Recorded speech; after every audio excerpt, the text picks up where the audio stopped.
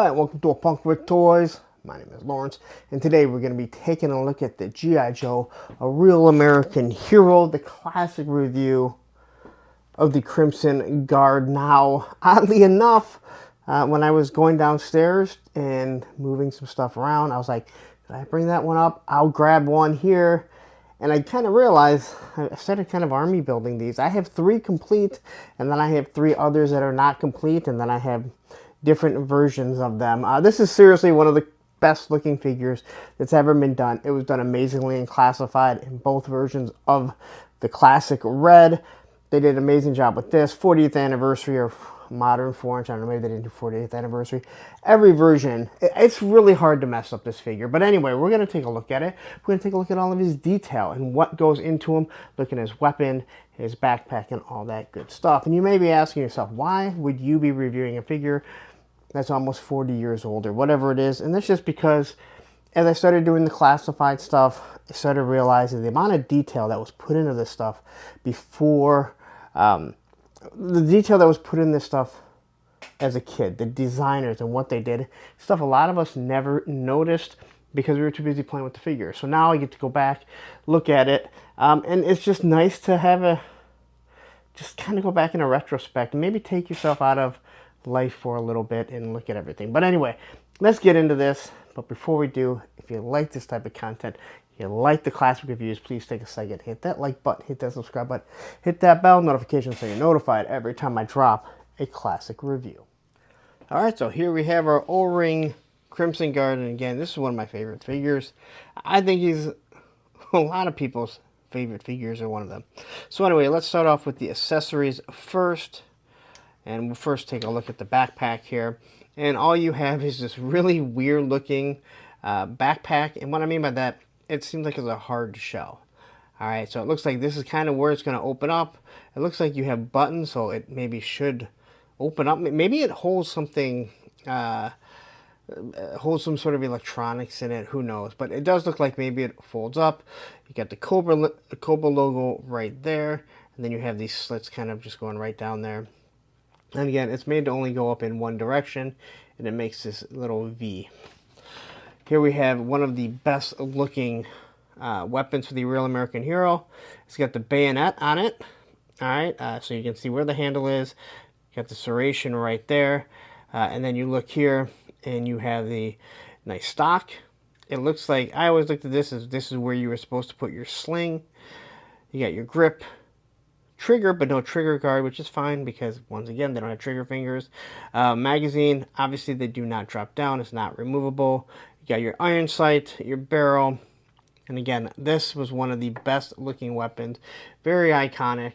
I guess when you take it off like this, it kind of gives you an like an M4 platform vibe, but I don't think it was.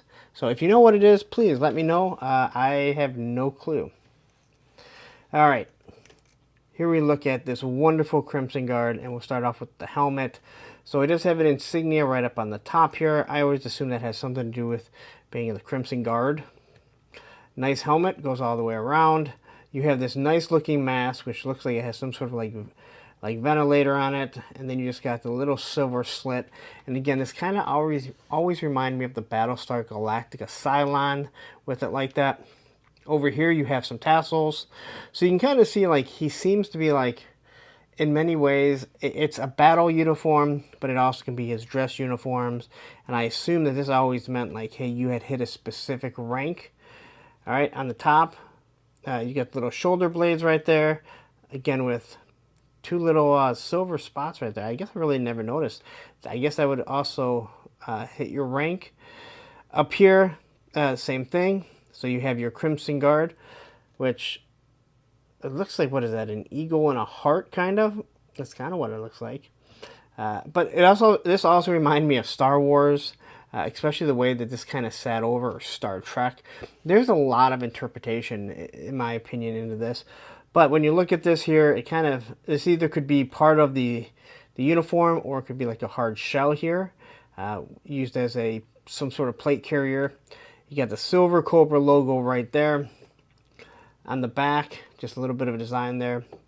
You get these arms, and once again, you can kind of see Just the way they made it look, they didn't make it just straight. So it gives you a look of where the cloth is actually moving around, a little bit of wrinkles. You get down here, you have one silver bracelet or one silver band. Now I wonder if they're supposed to have like multiple bands depending on their rank. That's something that would be awesome if they ever did it classified. Or maybe if Super 7, who's doing the O-rings, decided, hey, you know what, we're going to make different Crimson Guard with different ranking. So, all right, looking at it here, you can see the way the cuffs are, and then you get to these nice black gloves. That's it. We get down to his belt, and you kind of have like the two belt system here. So you get the one belt that's probably actually supporting his pants. Maybe not. I don't see any belt loops, but you do have a pouch there, pouch over here, and you have one belt buckle there. And then you have the second belt that's kind of hanging down that has a second belt buckle right there. And then you can kind of look at the crotch here, and you can see there is some sort of insignia on it. Here you have more what looks like a flintlock pistol, more like a ceremonial pistol. This is one of the things I'm glad they did not go with the original. I always looked at this and thought, it's basically Shipwreck's gun, which is really lame. It's got the two little stripes going down, and it almost looks like this is part of the uniform. And that's, I think, one of the reasons why I always thought that it was a ceremonial more than anything. And then you can kind of see right here, and I guess I never noticed the stripes here, this pant leg is supposed to be loose. When you get down to the boots, they're not cut straight across. They kind of scoop up, and you get that nice little, the nice little pouch right there, going all the way down, and it's on both sides. And then you get the spur down here, and then you get the clamp that's actually covering and holding the boot in place.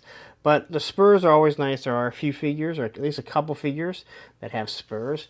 But that is your Crimson Guard, and as you can see, like, I think this is an amazing looking figure. All right, backpack fits on really nicely. There was a nice rifle on here, and I will say it again, when you are dealing with any type of O-ring figure, however the gun fits, if you can only get the gun to sit there like this, that's perfectly fine. If the thumb has been molded to where you can kind of slide it in like that, even better, but don't risk it. I'm all fine if you guys all want to break all your thumbs and your crotches off. It just raises the value of the figures that I have. But with every crotch that breaks, with every thumb that breaks, these figures go up in value. And again, I'm not a person that's for value, but I also don't mind my figures being worth more. So try not to break your figures. But there you go. That is your Crimson Guard review. All right, so there you go. That's the classic review of the Crimson Guard. Now, I've often mentioned numerous times that the Crimson didn't really dawn on me. It was my son, years later, that kind of mentioned it. They've had the Python Patrol, and they've had other versions, the black version, and it never dawned on me. To me, Crimson was just the name of, like, what the Crimson Twins, Xamot and Tomax, like their enterprise, even though, I mean, it's extensive enterprise, but like what their group was called. Not so much that it was Crimson Red. And we were at a store, Nerd Out, looking at it, and my son goes, and he was looking at the Python Patrol, he goes, it's kind of odd they call they call it Crimson Guard when there's no crimson on it. And that's when it actually hit me. Oh, the crimson was the color, not like the name of their group. So anyway, if you have a story like that, please tell me. I don't care really what color it is. I think they've done a wonderful job with this design. And I'm okay with one being an elite, or actually they're all supposed to be the elite ones. But, you know, the crimson, the python, whatever you want to do.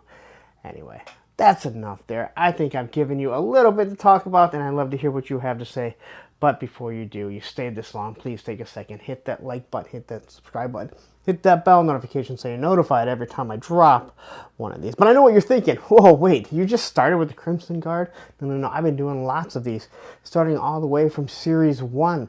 If you want to see some of that, I'll drop one right up here, and down here will be a playlist of all the classic reviews that I've done.